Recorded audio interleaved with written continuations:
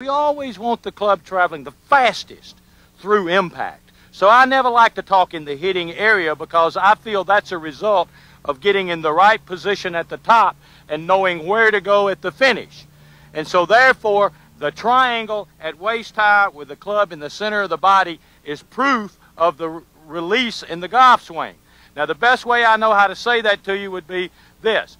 From the starting position, if the right side is firing coming through the ball, what we want you to do is feel that the left elbow folds down, and when the left elbow folds down, the right arm can get long and get extended down the line. That's centrifugal force, and you can see how the club is back in the center of the body.